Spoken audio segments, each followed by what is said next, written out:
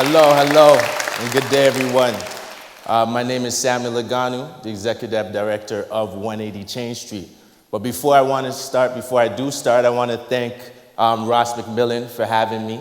And I also want to thank my favorite university in the world, York University.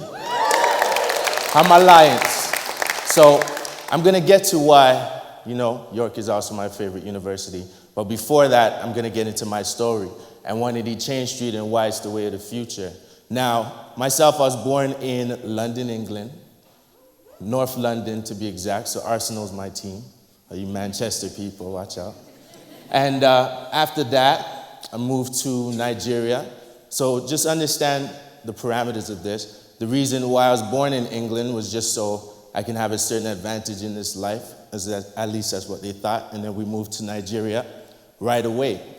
In Nigeria, my dad was a doctor, my mom was a nurse. Life was, you could say, good. We were privileged in that life. However, Nigeria was strife with a lot of political issues and what have you. I ended up losing my father to these issues, which was very deep in my life.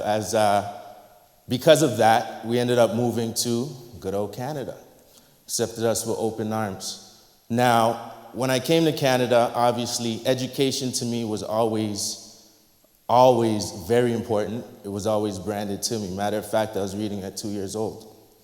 Now, when I came to Canada, my family was great, but my environment was quite different.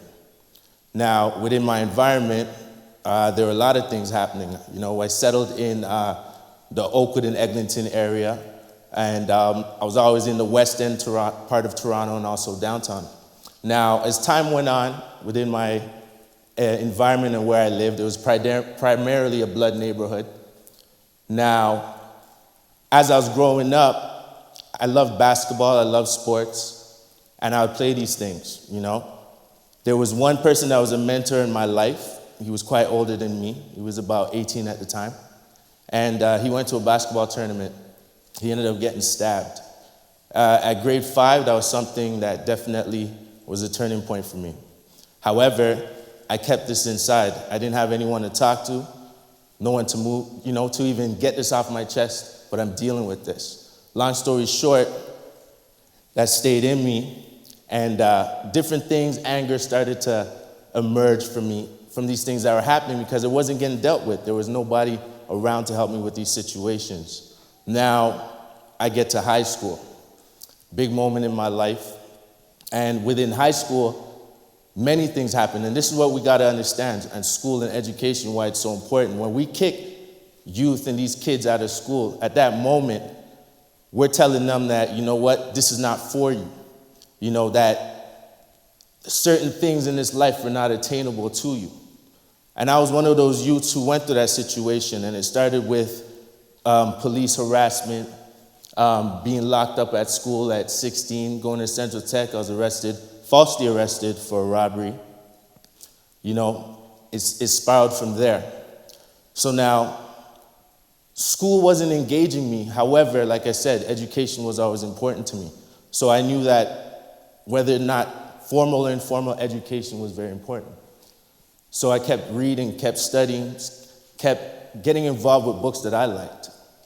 So now, I wasn't going to school, mind you. I'm just doing my thing. It wasn't engaging me.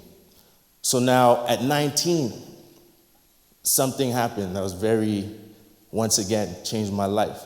Now, may I tell you, from grade 5 up until this point, I probably lost over 10 people to the streets. But this one at 19 hit home. And it made me think that, I want something more in life. And this is the part where I love York University. So I said to myself, let me try something. I went in this mature student class, so on and so forth. I studied hard, I went hard, because I wanted it so bad. But at the same time, I was still in the streets, right? At the same time, school had to get paid for. So I could go to school, attain school, but how am I going to support myself? Long story short, still in the streets, things caught up to me. Eventually, I was incarcerated. Now, during this incarceration, and may I tell you before I go that, there's a teacher, a professor at the school that changed my life completely. It was Professor Andrea Davis. I love her. And her class taught me a lot of things, opened my eyes to new thoughts, to like folk arts, normalizing gays, and Audre Lorde, and different philosophers going into this situation. So now as I looked around me, I realized, man, this is crazy. This is not where I want to be. If coming to jail was cool, my goodness, that was cool before I got here. But at the same time, what are you going to do? You got to roll with the punches. So the first thing, definitely that I noticed was, and that informed 180 Change Street, as you can see with my slides. 180 Change Street, one thing I noticed right away was physical workouts, right? And the importance of physical workout. Because at the end of the day, my first time in there, I'm trying to use the phone. It took about 2 weeks before I'm getting the phone. So man, I had to get my workout on. You got me? So I was getting in physical shape, great shape. And then I also wanted to read. I wanted to stay educated. So now the books they were sending to me were like some John Grissom, people getting 100 years in prison, things like that. I wasn't trying to read any of that. I wanted something sharper. I'm tossing those books, So I told my brother, I heard of a great book. I think it's called The Tipping Point. I want to get it, Marshall Gladwell. So he went to either Indigo or Chapters, one of those places, got the book, sent it to me, and I couldn't wait. I'm waiting a whole week to get this book. I got so much time on my hands. I'm like, let's go. They tell me I can't get this book. I said, what? I said, it's a security risk. Security risk? Are you kidding me? It's a hardcover. Oh my goodness.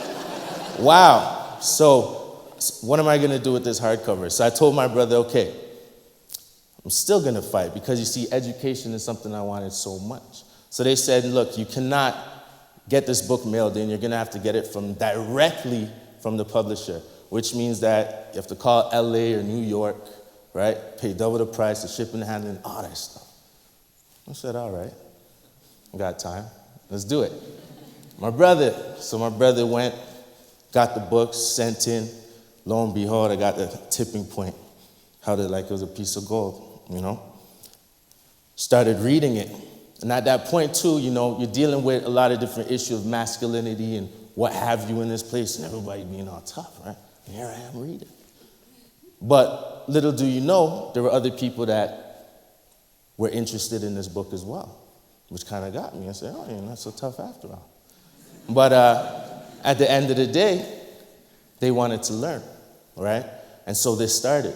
And so we started reading. I started sending off the books. I started getting more books, The Power of Now, this, that, tons of different books. And what I would do with the books is write a little message at the end of the book, leave my name on it. And one thing I'd make sure I'd say is that make sure this book never leaves the institution, and I'd send it on its way. Wherever that knowledge goes, it goes. Another thing I noticed that a lot of the individuals couldn't read, right? I had a cellie at one point who confessed to me that he didn't know how to read. I couldn't believe it. Started teaching them how to read through the Bible, etc. And so through this, is when I noticed that something was born. So I also had to wonder what was really going on in this world and why, these individuals are going through this. What's really happening? Am I going to just sit here and let this happen to my life? Or am I going to take control? Am I going to stand up for my community? Or am I going to sit down and watch? And so I decided to take notes. I decided to have a little game with it and started devising, taking down notes of all the different things that were occurring that I wanted to change. Because what I was noticing around me was that pretty much it was slavery, modern day slavery. And I wanted no parts of that. I wanted to design something to get people and get their minds focused. And so I looked at the situation in the prison. I said, my goodness, this prison system is so archaic. Nothing has changed. If you think about the way it was designed and where it was from, it's designed from a place of course, slavery, bondage of those times, and nothing has changed. And so when I looked around me, I said to myself, you know what? You can take individuals that have had a downfall in life and you can see them make a difference, make a change. And I'm going to show you some people who've done that. For instance, Bill Gates, my goodness, he definitely turned it around, right? Jay-Z at some point had some troubles in his life, but he took that and turned it around, right? Martha Stewart, you name it, there's many people. Che Guevara, Nelson Mandela, the list goes on and on and on. And I felt that, you know what, if you take youth or someone in a situation like this, where they're at the bottom and you give them opportunity, you give them a chance, my goodness, anything could happen, right? I looked around me more where I was staying in remand centers, right? And I was in the remand center, and I'll explain to you why I thought it was slavery, and I was in the remand center, and in the remand center now, you have more individuals incarcerated than you have being sentenced, right? And in the principle of justice, that's not ideal, right? And so, as well, what you also notice is that, for instance, statistics-wise, in 2010, 2011, the daily cost to incarcerated inmate was about $219.02, right? You multiply that by 365, that brings you to $79,942 to be exact for the year, is what we're spending to lock these individuals up, right? You take a fraction of that cost, half of it to be exact, and you get around a little bit over $39,000, which is tuition for school, right? So now, within that calculation, it's not on the slide, so I'll even tell you some more, right? So now, if we were to take that amount, right, and you multiply it by the total amount of inmates that were in for the year, ready for this, guys? So, if you take that by the total amount, you get over $14 billion a year that our tax money is being spent to lock up these individuals. Now, mind you, you take half of that, right? You got over $7 billion remaining. Surprisingly, just the other day, we're balancing the books. I'm shocked they didn't notice that. However, like I said, you take these situations and you see what's happening. And it made me think about where we live, the country we live in, and what it's supposed to be based on. And we go to our Charter of Rights, our fundamental rights, right? So now, in slavery, obviously you couldn't vote, you couldn't move around freely, right? There's many things you couldn't do. And at the same time, those things are happening today. And so our fundamental rights of freedom says everyone has a fundamental freedom, freedom of conscience, religion, freedom of thought, belief, opinion, and expression, including freedom of press and other medias of communication. Many individuals in the demographic that I deal with, they don't feel that they can communicate freely. They don't feel that, freedom is even part, or these fundamental rights apply to them, right? Freedom of association. A lot of them are incarcerated for this, right? We go on to scholars like Richard J. Perry, who says race, fact or artifact is the article. It says racism is real, race is not. The idea that human biology is a difference, shows distinct boundaries that define and separate populations is a fallacy, right? It also goes on to say that we've known this knowledge is as early as 1810, right? That we've known that all humans share the rate of 99.99% of the same genetics. Yet we base our system on this. So when I designed 180 Change Street, the idea behind it was to look at it from the sense of humanity, to not be a part of slavery and be a commodity, right? Because that's what it is. I just explained to you over $14 million or $14 billion that's made. And that's not even including the amount of professions that are associated with having me locked up. So I said, I don't want to be a part of that. We remove ourselves. So now 180 Change Street says, look, we're going to take the combination of entrepreneurs because that's what they are. Think about it. If you're a hustler, right, you had to have manpower, right? You had your team. You had your overhead costs, right? You had your budget, right? You had tight deadlines you had to meet.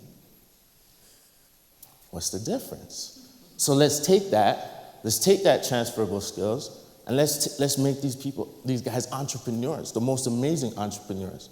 Let's introduce them to education and give them tools to make informed decisions, informed choices.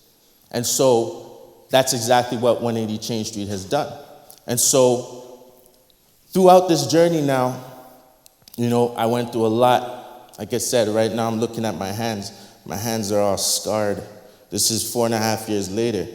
But my hands are all scarred from all the violence, and I had to endure in that place. I'm thankful, I'm truly grateful to be in front of you today just speaking. Believe me when I tell you this. So, I realized what needed to be done. Long story short, I touched road. I realized failure to plan was planning to fail. But I had to make something happen. In this time of making happen, I founded this organization that I was starting in there. I made it happen. 9 months later, the Laidlaw Foundation and the Remix Project, Gavin Shepherd, which had nothing to do with race. Gavin Shepherd, a white individual, also the person I was dealing with, Laidlaw, white. We all came together. It didn't matter. It was about humanity. Founded this organization. By 2010, we won the Community Safety Award given by David Miller. It didn't stop there. Anybody see the show Redemption, Inc.? All right. Well, I was on Redemption, which is a show about individuals that come out of incarceration handling business and basically, handling business to a T. I made it all the way to the finals and did what I had to do. I didn't stop there. The same curriculum that I designed got accepted into the TDSB. And now we're working on the same things that, like I said, I noticed we had issues on. Furthermore, I returned to York University to continue my education. Currently, I'm also working at a law firm and running 180 Change Street. So the reason I tell you this and my story, I hope that it inspires you, but also all you professionals here and students here that are looking to change the world, that it takes all of us, and that, an idea can go so far. Many of us here will leave this earth, leave this place. Your clothes, your bags, all these expensive books at school. All of these things will go. But what will remain is your ideas, your thoughts. The same way we're here fussing about this and that religion from way back when, right? So here I was, and we laid out this thought, and I want each and every one of you to know that your ideas and everything you're doing, it's needed. Push that vibration. And remember that love has no fear, and fear has no love. Thank you for your time.